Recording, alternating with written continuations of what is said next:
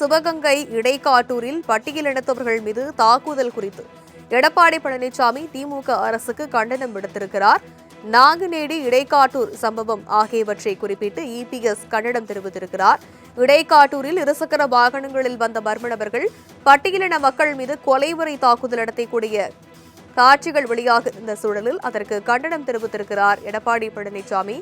நாங்குநேரியில் நடந்த இரட்டை கொலை சம்பவத்தை தொடர்ந்து இடைக்காட்டூரில் நடந்த நிகழ்வுக்கு இபிஎஸ் கண்டனம் தெரிவித்திருக்கிறார்.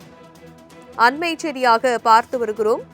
நாங்குநேரியில் நடந்த இரட்டை கொலை சம்பவத்தை தொடர்ந்து இடைக்காட்டூரில் கொலைவரை தாக்குதல் மர்ம நபர்களால் நடத்தப்பட்ட சூழலில் இவை இரண்டு சம்பவங்களுக்கும் எடப்பாடி பழனிசாமி கண்டனம் விடுத்திருக்கிறார். சிவகங்கை இடைக்காட்டூரில் பட்டியலினத்தவர்கள் மீது தாக்குதல் குறித்து எடப்பாடி பழனிசாமி திமுக அரசுக்கு கண்டனம் விடுத்திருக்கிறார்.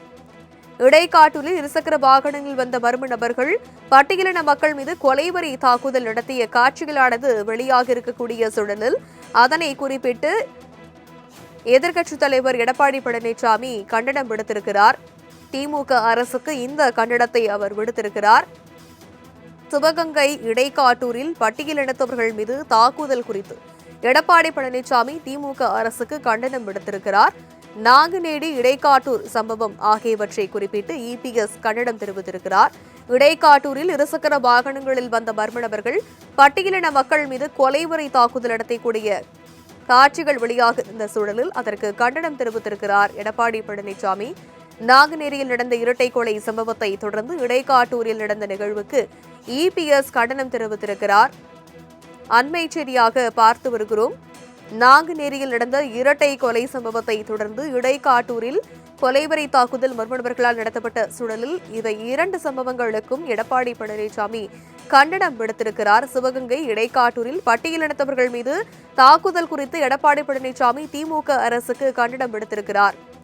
இடைக்காட்டூரில் இருசக்கர வாகனங்களில் வந்த மர்ம நபர்கள் பட்டியலின மக்கள் மீது கொலைவரி தாக்குதல் நடத்திய காட்சிகளானது வெளியாக இருக்கக்கூடிய சூழலில் அதனை குறிப்பிட்டு எதிர்க்கட்சித் தலைவர் எடப்பாடி பழனிசாமி கண்டனம் விடுத்திருக்கிறார். திமுக அரசுக்கு இந்த கண்டனத்தை அவர் விடுத்திருக்கிறார். சிவகங்கை இடைக்காட்டூரில் பட்டியலினத்தவர்கள் மீது தாக்குதல் குறித்து எடப்பாடி பழனிசாமி திமுக அரசுக்கு கண்டனம் விடுத்திருக்கிறார். நாங்குநேரி இடைக்காட்டூர் சம்பவம் ஆகியவற்றை குறிப்பிட்டு இபிஎஸ் கண்டனம் தெரிவித்திருக்கிறார்.